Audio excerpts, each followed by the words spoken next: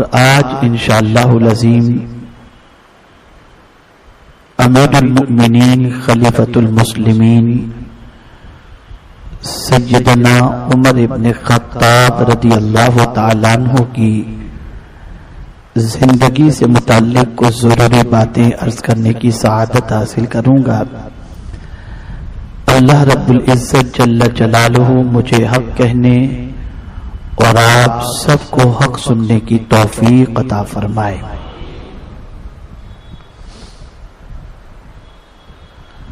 صحابہ کرام علیہم الرضوان میں خلفائے راشدین کا مقام بہت عرف و اعلیٰ ہے۔ یہاں ایک چھوٹی سی سوچ آپ کی درست کر دوں،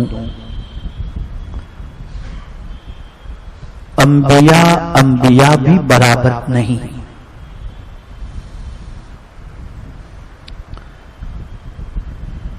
اللہ رب العزت جل جلالہ نے بعض انبیاء کو بعض پر فضیلت عطا فرمائی، بعض رسولوں کو بھی بعض رسول پر فضیلت عطا فرمائی۔ تلک الرسل فضلنا بعضهم على بعض منهم من کلم اللہ ورفع بعضهم درجات۔ اسی طریقے سے صحابہ کے اندر بھی سارے صحابہ اکول نہیں ہیں۔ بدر صحابہ کا مقام الگ ہے، ہجرت سے پہلے قبول کرنے والے صحابہ کا مقام الگ ہے، ہجرت کے بعد جنہوں نے اسلام قبول کیا ان صحابہ کا مقام الگ ہے، پھر عشرہ مبشرہ کا مقام الگ ہے، پھر خلفائے راشدین کا مقام الگ ہے، اور پھر خلفائے راشدین میں سیدنا صدیق اکبر رضی اللہ تعالیٰ عنہ کا مقام الگ ہے۔ اس طریقے سے آپ دیکھیں تو صحابہ بھی اکول نہیں ہیں، پروردگار جل جلالہ نے ان میں بھی بعض کو بعض پر فضیلت عطا فرمائی ہے۔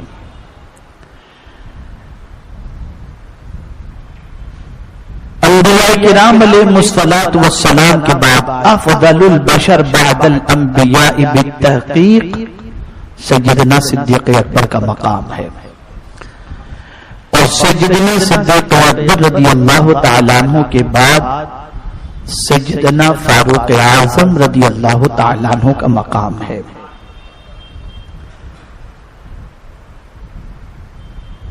قرآن مقدس کا اگر ہم مطالعہ کریں تو یہ بات واضح ہو جاتی ہے کہ رب قدیر جل جلالہ نے سیدنا فاروق اعظم رضی اللہ تعالیٰ عنہ کی رائے کو کس طریقے سے اس میں جگہ دی ہے۔ ایک بات جو مجھے خاص طور پر آپ کو سمجھانی ہے آج کی گفتگو میں، وہ یہ ہے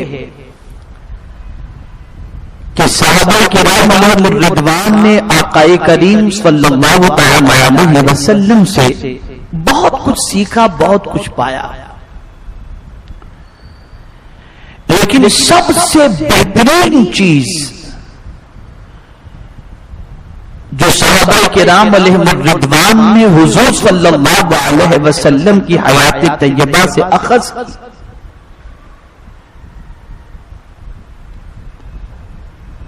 اور اس کے بعد وہ سب کچھ لے کر میدان عمل میں کود گئے اور رب کی رضا کی خاطر سب کچھ قربان کیا، اور اپنے وجود پر اسلام اور پیغمبر اسلام صلی اللہ علیہ وسلم کی تعلیمات کو اس طریقے سے نافذ کیا کہ زندگی میں خلاف شریعت تصور کرنا ایک قدم بڑھانے کے حوالے سے یہ ممکن نہیں تھا۔ وہ کون سی چیز تھی؟ دیکھیے میں جو بتا رہا ہوں آج آپ بہت غور سے سمجھیں اس کو۔ وہ کون سی چیز تھی کہ ان کو پیٹ پر پتھر باندھنے کا وقت آتا تو وہ باندھ لیتے تھے؟ وہ کون سی چیز تھی کہ پیون والا لباس پہننے کا ممنوع ہوتا تھا تو وہ پہن لیتے تھے؟ وہ کون سی چیز تھی کہ راہ کے اندر مال قربان کرنے کا وقت آتا تھا تو سب کچھ لے کر حاضر ہو جاتے تھے؟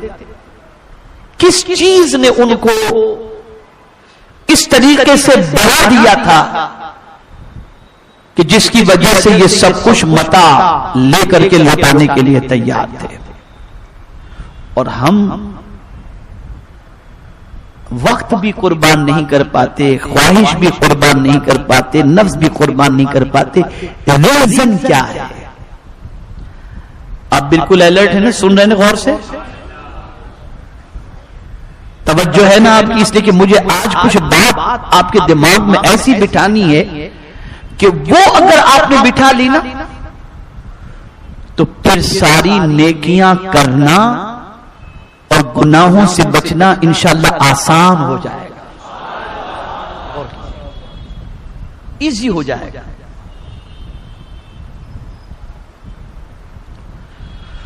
مسلمانوں کی تباہی کی وجہ یہ ہے کہ وہی چیز مسلمانوں سے نکل گئی۔ آپ سوچتے ہوں گے وہ چیز کیا ہے؟ وہ ہے فکر، سوچ۔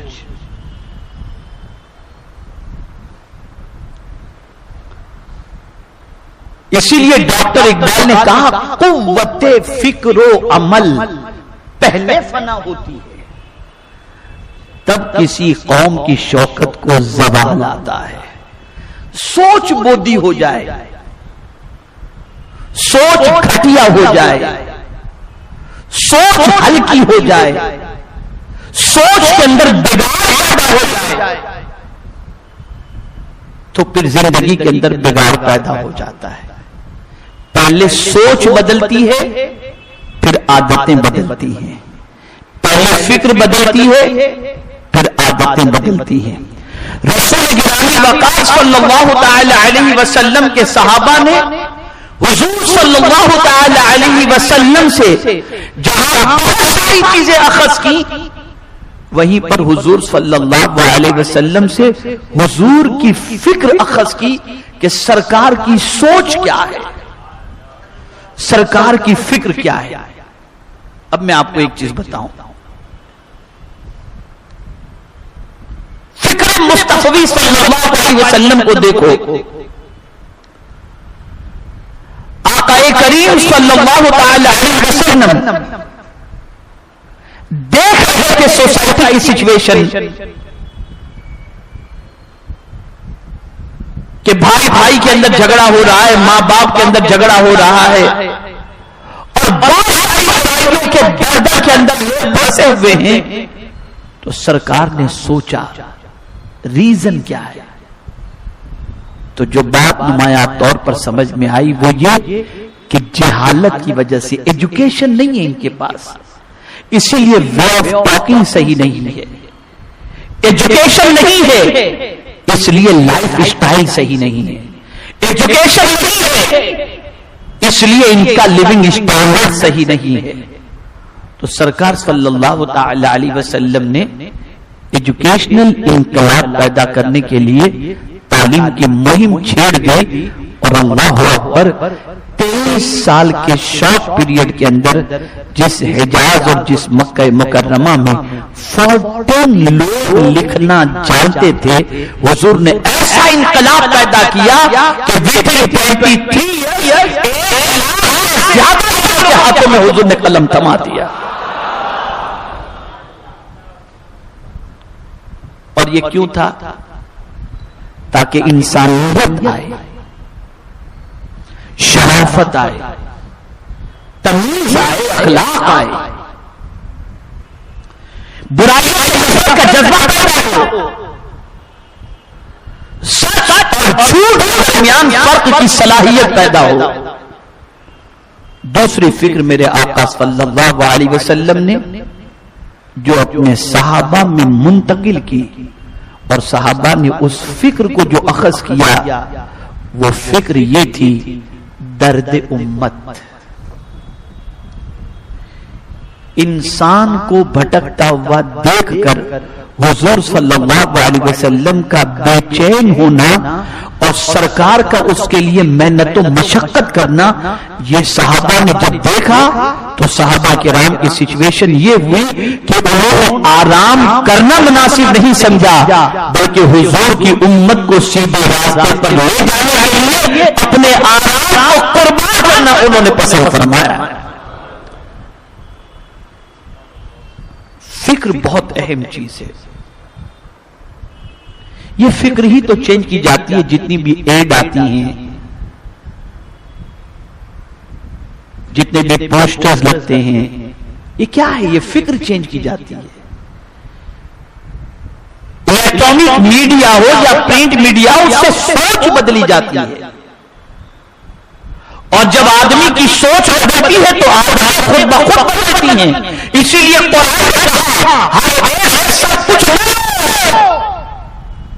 لینا ہے تو کہاں سے لو؟ ما آتاکم الرسول فخذوہ، جو رسول دے اسے لے لو۔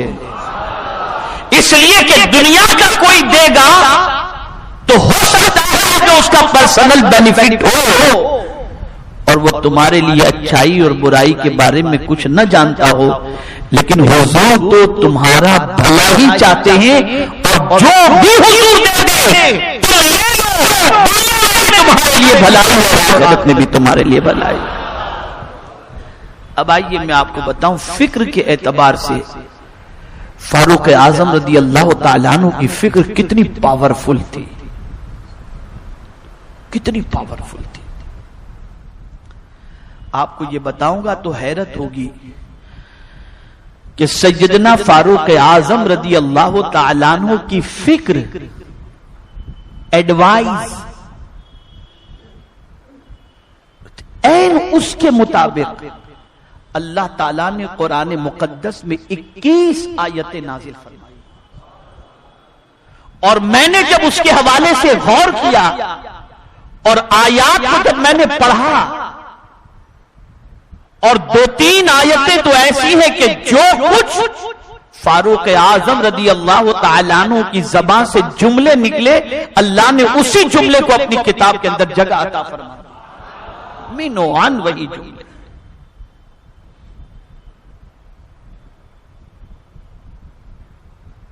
سیدنا فاروق اعظم رضی اللہ المولا تبارک و تعالی عنہ کی رائے کے مطابق قرآن مقدس کی 21 آیتیں نازل ہوئی۔ اب رائے دیکھیں ان کی کیا ہے، کیا رائے ہے؟ سیدنا فاروق اعظم رضی اللہ المولا تبارک و تعالی عنہ خانہ کعبہ کے قریب موجود مقام ابراہیم کے قریب سے گزرتے ہیں تو دل چاہتا ہے، اور اپنی چاہت حضور کے سامنے عرض بھی کر دیتے ہیں کہ کاش یہ جو حضرت ابراہیم علیہ السلام کے قدموں کے نشان ہیں، یہ مقام ابراہیم جو ہے، کاش ایسا ہو کہ اللہ اسے مسلمانوں کے لیے مصلی بنا دے۔ بس یہ کہنا تھا، آیت نازل ہو گئی۔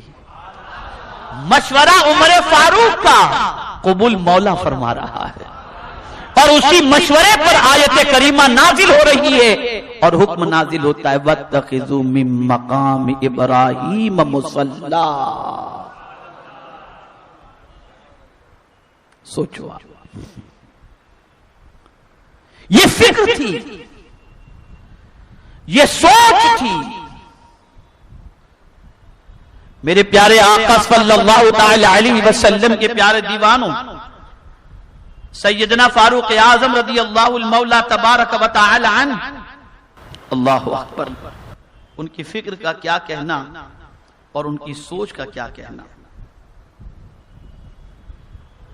ایک مرتبہ ایسا ہوا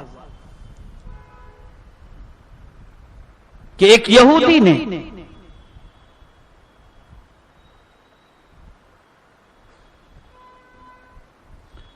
حضرت عمر رضی اللہ المولا تبارک و تعالی عنہ کے سامنے عرض کیا کہ جبریل ہمارا دشمن ہے، یہ انہوں نے کہا۔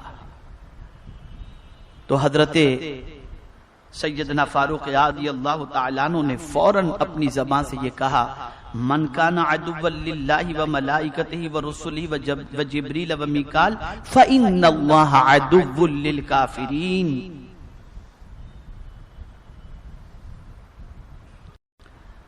آپ نے جیسے ہی یہ جملہ استعمال کیا، بالکل پروردگار کی طرف سے اسی جملے کو اللہ نے قبول فرما کر آیت کریمہ نازل فرما دی، اور یہی جملے قرآن کی زینت بن گئے۔ میرے پیارے آقا صلی اللہ تعالی علیہ وسلم کے پیارے دیوانوں، اسی طریقے سے آپ دیکھیں، ایک یہودی کے اندر ایک منافق کے درمیان جھگڑا ہوتا ہے۔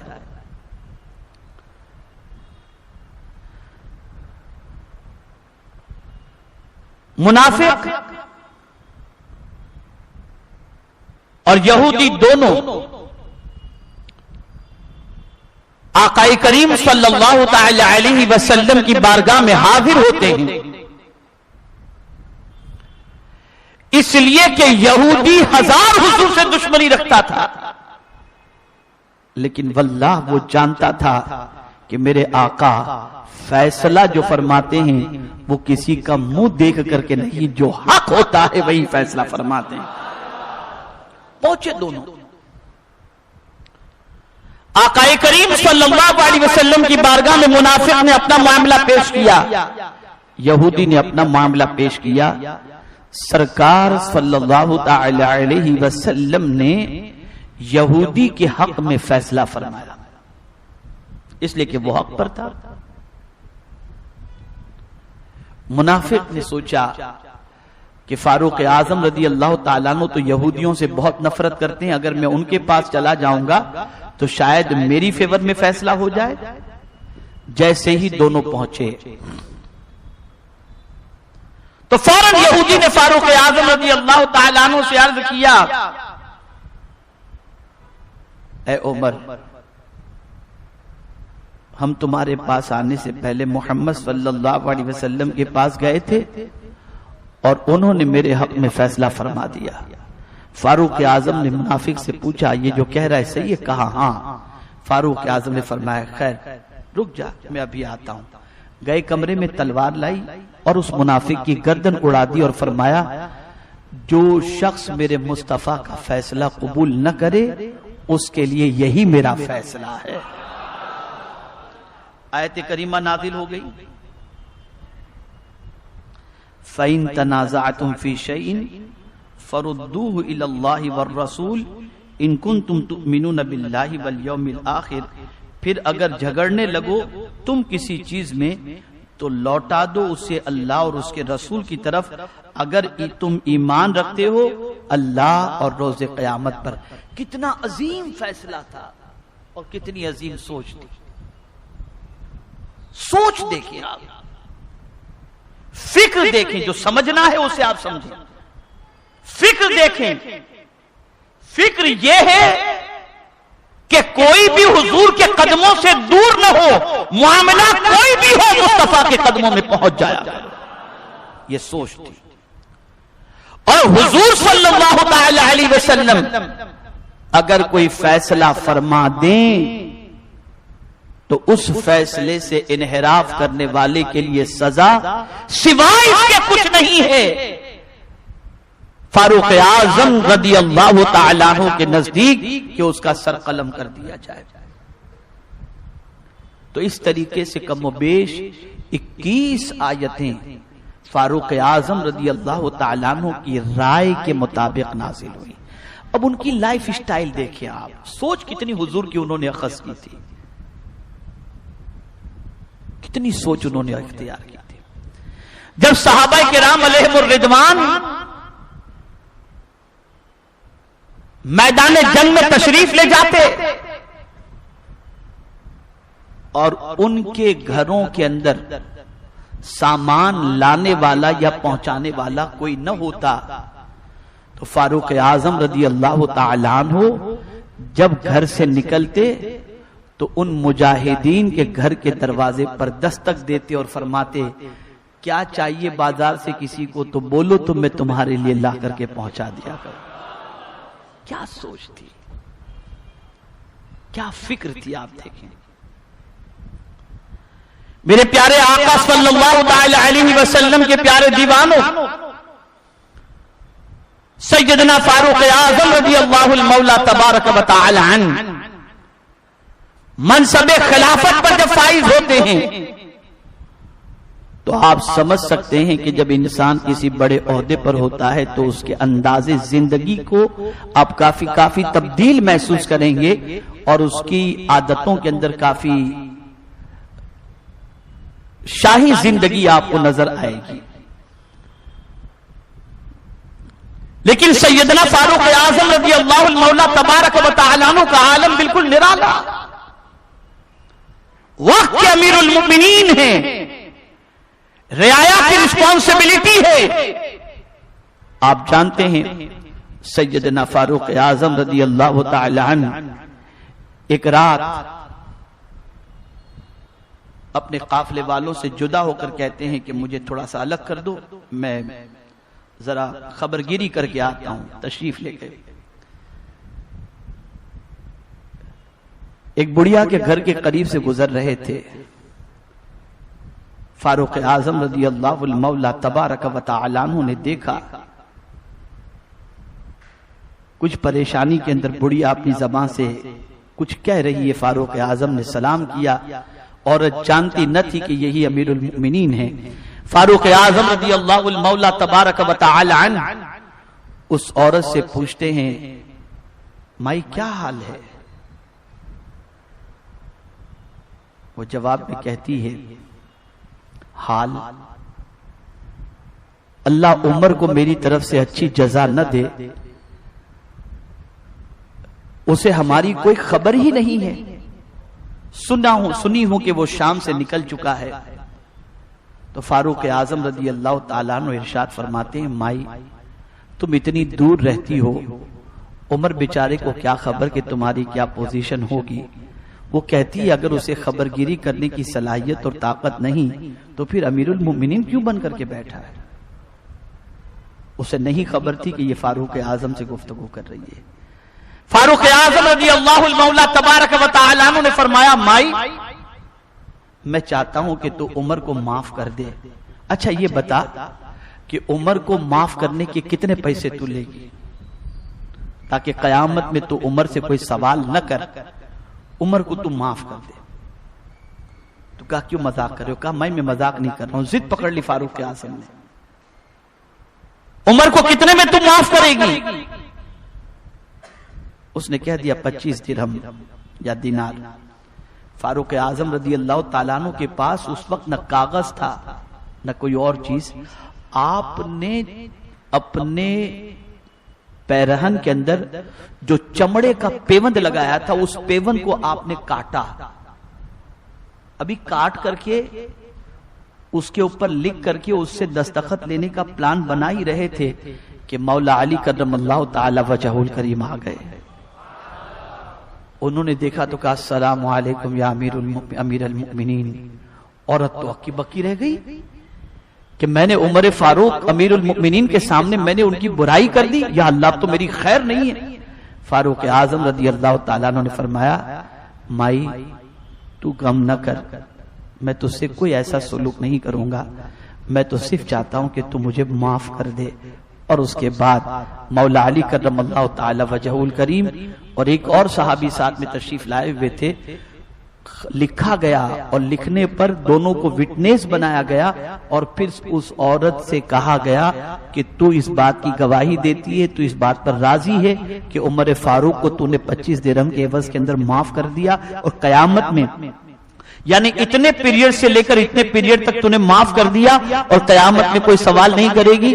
اس نے جب ہاں کیا، ہاں کہا اور دستخط کی تو فاروق اعظم رضی اللہ تعالیٰ عنہ نے اس پرچے کو لے لیا، اس چمڑے کے ٹکڑے کو لے لیا اور اس کے بعد فاروق اعظم رضی اللہ تعالیٰ عنہ اس کی خبرگیری کرتے رہے، اس کا خیال کرتے رہے اور اس ٹکڑے کو اپنے بیٹے حضرت عبداللہ کو دے کر کے فرمایا عبداللہ جب میں اس دنیا سے چلا جاؤں تو اسے میرے کفن میں رکھ دینا تاکہ قیامت کے دن بڑھیا مجھ پر مقدمہ نہ کرے، میں اسے بطور ثبوت اس سے اس کے سلسلے میں پیش کر دوں گا. یہ سوچ تھی، یہ فکر تھی.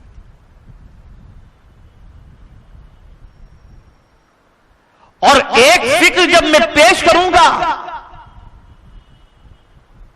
تو میں یہ سمجھتا ہوں کہ اس فکر کو سرکار صلی اللہ تعالی علیہ وسلم کے جتنے بھی آج تک سچے پکے شہدائی آئے، انہوں نے پوری زندگی اسی فکر کے اوپر تمام کرتے ہوئے ان کی زندگی آپ کو نظر آئے گی.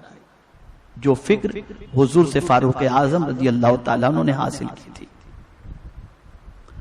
اس فکر کے حوالے سے کہنے سے پہلے میں ایک حدیث آپ کو سنا دوں. آقا کریم صلی اللہ تعالی علیہ وسلم نے ارشاد فرمایا کہ میری امت کا محدث نہیں، محدث عمر ابن خطاب ہے. میری امت کا محدث عمر ابن خطاب ہے. صحابہ نے عرض کیا یا رسول اللہ صلی اللہ علیہ وسلم محدث کسے کہتے ہیں؟ محدث کسے کہتے ہیں؟ تو سرکار صلی اللہ علیہ وسلم نے ارشاد فرمایا جس کی زبان پر فرشتہ کلام کرتا ہو اسے محدث کہتے ہیں. سیدنا فاروق اعظم رضی اللہ مولا تبارک و تعالی عنہ کی فضیلت پر بہت ساری احادیث اگر پیش نہ بھی کی جائیں تو ایک حدیث ہی فاروق اعظم کی عظمت کے لیے بہت کافی ہے، اور وہ یہ ہے کہ میرے آقا صلی اللہ علیہ وسلم فرماتے ہیں کہ میرے بعد اگر کوئی نبی ہونا ممکن ہوتا تو وہ عمر فاروق ہوتے. یہ مقام تھا فاروق اعظم رضی اللہ عنہ. اب وہ سوچ میں آپ کے سامنے پیش کر کے اپنی گفتگو کو ختم کرتا ہوں. سیدنا فاروق اعظم رضی اللہ تعالی عنہ مصلی امامت پر جا رہے تھے فجر کی نماز پڑھانے. آپ نے لوگوں کو دیکھا اور پھر مصلی امامت پر پہنچ گئے. اور میں یہ سمجھتا ہوں کہ آج آپ یہ فکر لے کر کے اٹھیے گا اور اس پر عمل کریں گے، انشاءاللہ کریں گے. فاروق اعظم رضی اللہ مولا تبارک و تعالی عنہ مصلی امامت پر پہنچے. ابو لؤلؤ فیروز اس کا نام تھا، اس لیے یاد رکھیں اگر کسی کا نام فیروز ہے تو وہ اپنا نام بدلنے کی کوشش کرے. فاروق اعظم رضی اللہ تعالیٰ عنہ کے قاتل کا نام فیروز تھا، وہ مجوسی تھا. فیروز نام نہ رکھیں، اس کو بدل دیا اگر ہو تو کر سکتے ہو، تو کر سکتے ہو، ممکن ہو تو. وہ صف اول کے اندر تھا. سیدنا فاروق اعظم رضی اللہ تعالی عنہ سجدے میں گئے. اس نے فاروق اعظم رضی اللہ تعالیٰ عنہ پر حملہ کیا. سیدنا فاروق اعظم رضی اللہ تعالیٰ عنہ زخمی ہوئے.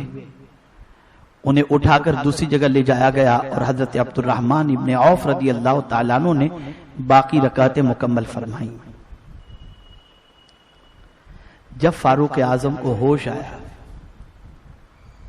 فکر دیکھیے، ہوش آیا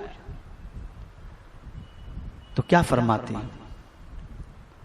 پوچھا مجھ پر حملہ کرنے والا کون تھا؟ کہا ابو لؤلؤ فیروز مجوسی. کہتے اللہ تیرا شکر ہے،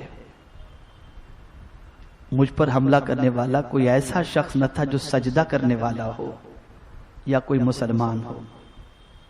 مجوسی نے مجھ پر حملہ کیا ہے، کسی مسلمان نے نہیں. صحابہ نے عرض کیا امیر المؤمنین اس وقت آپ کے دل و دماغ میں اس سوال کا آنا اور یہ کہنا وجہ کیا ہے؟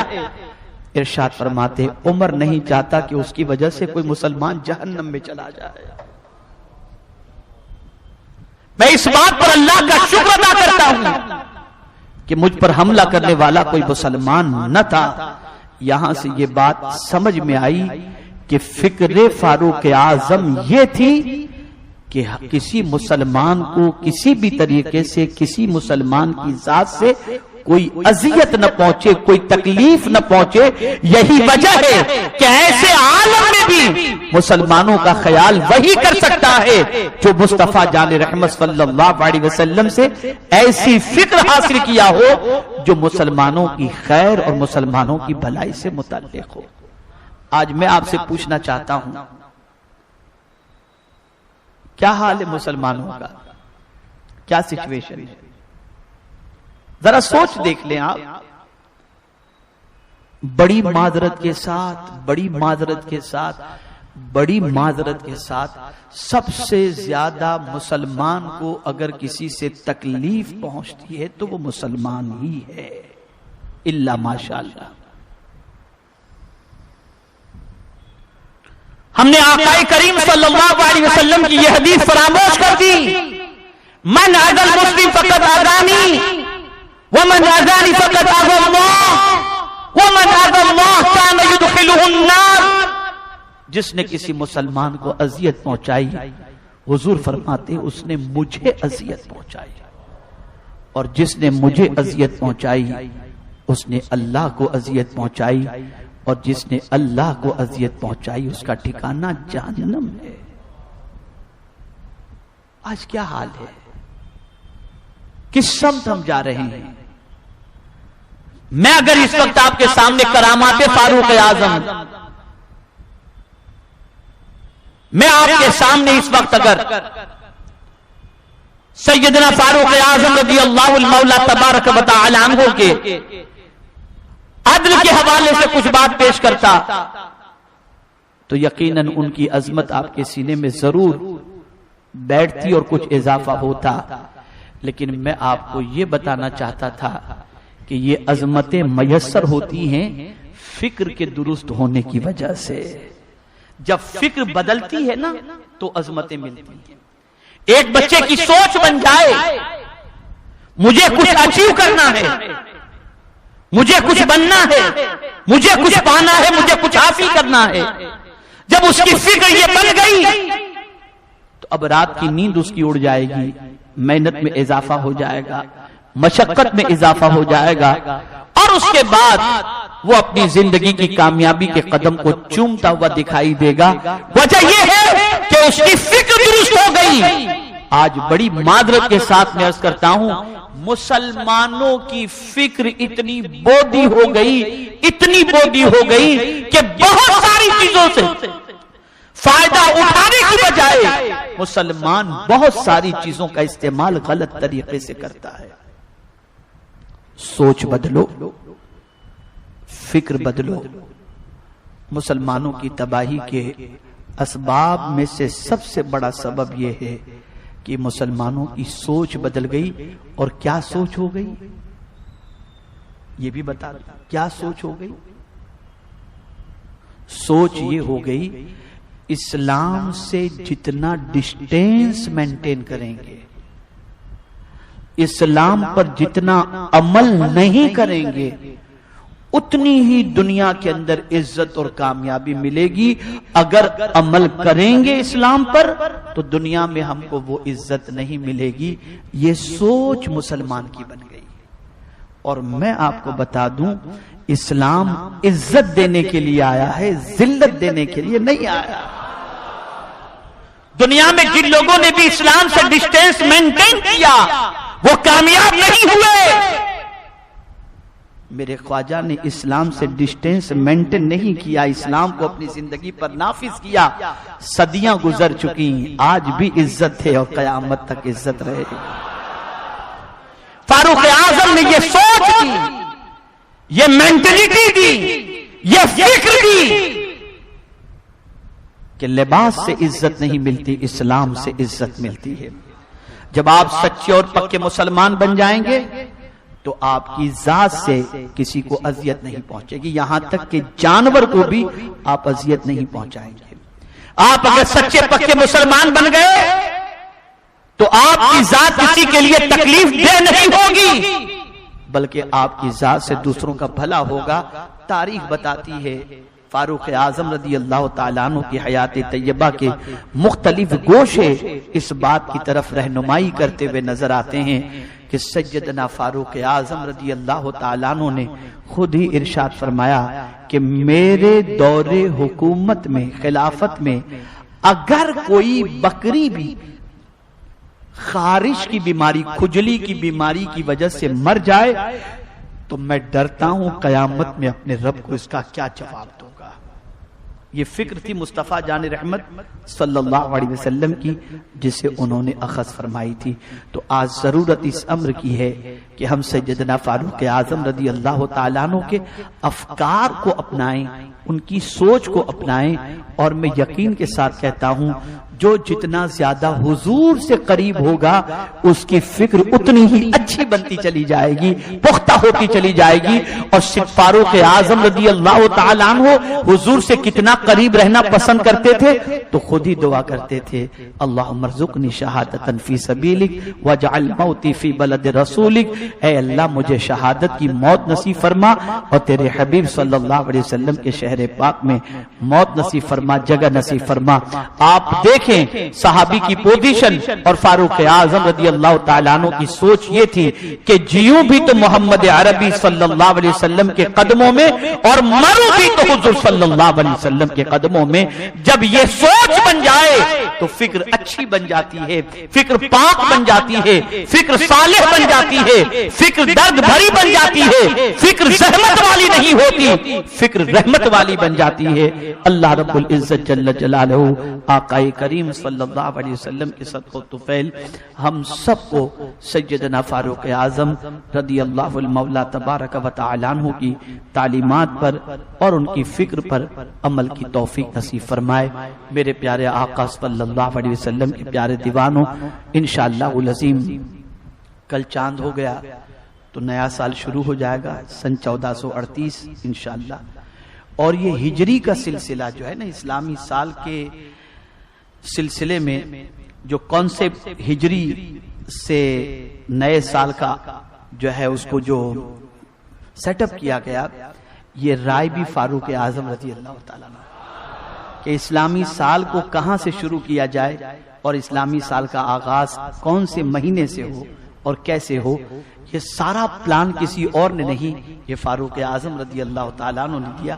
اور آپ کو بتاؤں تو حیرت ہوگی کہ ایک خط آیا تھا فاروق اعظم کے پاس جس میں شعبان لکھا ہوا تھا، تو آپ نے سوچا یہ شعبان کون سے سن کا ہے، بس اسی کے بعد ذہن بنا، مولا علی رضی اللہ تعالیٰ عنہ کو بلایا، شورا فاروق اعظم رضی اللہ تعالیٰ عنہ کی مجلس شورا کے اندر 6 لوگ تھے، 6 صحابہ تھے، ان سے فاروق اعظم رضی اللہ تعالیٰ عنہ نے مشورہ لیا، اور مشورہ لینے کے بعد جب یہ بات آئی کہ سرکار نے ہجرت تو ربیع الاول میں فرمائی تھی اور جو ہے محرم سے سال کا آغاز ہونا چاہیے، تو پھر یہ ہوا کہ ہم کیوں نہ ایسا کریں کہ اسلامی سال کا آغاز تو محرم ہی سے ہو، لیکن ربیع الاول میں حضور نے ہجرت فرمائی تھی تو 2 مہینے اور کچھ دن جو ہیں وہ اس کے اندر سے ہم وہ کر دیں، پیچھے چلے جائیں، لیکن آغاز ہجری ہی سے کریں۔ تو اس طریقے سے فاروق اعظم مولا علی رضی اللہ تعالی عنہما کے مشورے پر اور صحابہ کے مشورے پر یہ ہجری سے سلسلہ شروع ہوا۔ اب میں آپ کو بتاؤں یہ ہجری کا انتخاب کیوں کیا گیا، کیوں کیا گیا؟ آپ سوچو، بھئی آدمی مائیگریٹ کرتا ہے، سرکار تو ہجرت فرما کر گئے تھے نا، مکے میں لوگوں نے ستایا تھا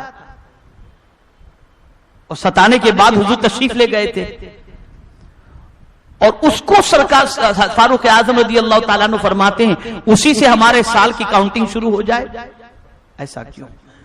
تو سن لو، فاروق اعظم رضی اللہ تعالیٰ عنہ نے دیکھا حضور صلی اللہ علیہ وسلم کی ہجرت کے بعد جو اسلام چھپا تھا وہ اسلام عیاں ہو گیا، اسلامک اسٹیٹ کا قیام عمل میں آیا، اور رسول گرامی وقار صلی اللہ تعالی علیہ وسلم نے ایک اسلامی مملکت کی بنیاد رکھی، اور اس کے بعد اسلام شرق سے لے کر غرب اور شمال سے لے کر جنوب تک پھیلتا چلا گیا۔ اے رسول اعظم صلی اللہ علیہ وسلم کے دیوانوں، ہمیں چاہیے کہ اپنی سوچ درست کریں، اپنی فکر درست کریں، اپنی رائے درست کریں، اور یہ اسی وقت ممکن ہے۔ اس کے لیے بھی 2 چیزیں ضروری ہیں۔ سوچ اچھی کیسے بنے گی؟ اس کے لیے ضروری ہے کہ حلال کھاؤ، حلال غذا سے سوچ اچھی بنتی ہے، حلال غذا سے سوچ اچھی بنتی ہے۔ اور دوسری چیز، اچھوں کی صحبت اختیار کرو۔ تیسری چیز، قرآن شریف کی تلاوت اور قرآن مقدس کے ترجمے کو پڑھو اور اس پر عمل کرو، سوچ اچھی بنے گی۔ اللہ مجھے آپ کو سب کو توفیق نصیب فرمائے۔ نئے سال کے آغاز سے پہلے اللہ کی بارگاہ میں سچے دل سے توبہ بھی کر لیں اور پروردگار کی بارگاہ میں دعا کریں کہ اللہ تعالیٰ آنے والا سال پوری دنیا کے انسانوں کے لیے، خاص طور پر مسلمانوں کے لیے چین، سکون اور اطمینان کا بنائے، اور پروردگار جل جلالہ پوری دنیا کے مومنین کے جان مال، ایمان، عزت، آبرو کی حفاظت فرمائے۔ وما علینا الا البلاغ المبین۔ السلام علیکم۔